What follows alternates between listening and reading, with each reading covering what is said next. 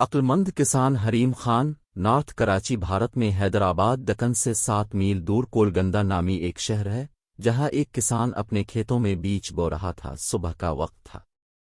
علاقے کا نواب سیر کرتا ہوا وہاں سے گزرا۔ کسان کو محنت سے کام کرتے ہوئے دیکھ کر نواب نے سوچا کہ کسان سے اس کی خیریت دریافت کرنی چاہیے۔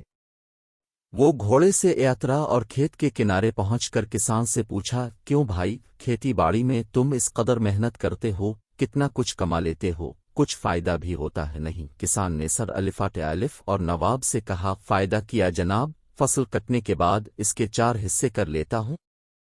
نواب نے پھر پوچھا، اچھا تو ان 4 حصوں کو خرچ کیسے کرتے ہو؟ کسان نے جواب دیا کہ ایک حصہ تو حکومت کے ٹیکس میں چلا جاتا ہے، جاری ہے، دوسرا حصہ قرض چکانے میں ختم ہو جاتا ہے، تیسرا حصہ الفا دیار دیتا ہوں اور باقی چوتھا حصہ یوں ہی لاٹا دیتا ہوں۔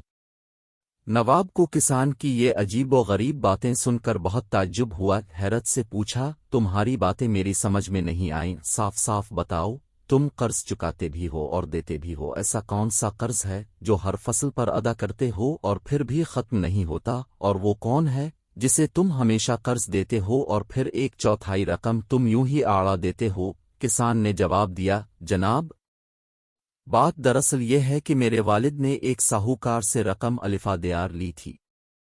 والد کے مرنے کے بعد اس کا سود میں ادا کرتا ہوں، ایک حصہ ٹیکس دینے کے دوسرا حصہ یہ ادا ہو جاتا ہے، اور تیسرا حصہ کسے الفا دیار دیتے ہو؟ نواب نے پوچھا۔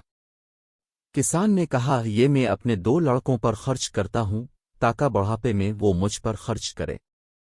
نواب نے پوچھا، اور یہ ایک حصہ فضول کیوں آڑا دیتے ہو؟ کسان نے کہا، میری ایک لڑکی بھی ہے، آپ کو پتہ ہے کہ آج کل جہیز کے بنا شادی نہیں ہوتی اور جہیز ایک فضول رسم ہے، چوتھا حصہ اس کے جہیز کے لیے رکھتا ہوں، میری نظر میں یہ رقم لٹانا ہی ہوا۔ نواب اس کی مدلل گفتگو سے بہت متاثر ہوا اور ایک بڑی رقم اسے انعام کے طور پر دے کر رخصت ہو گیا۔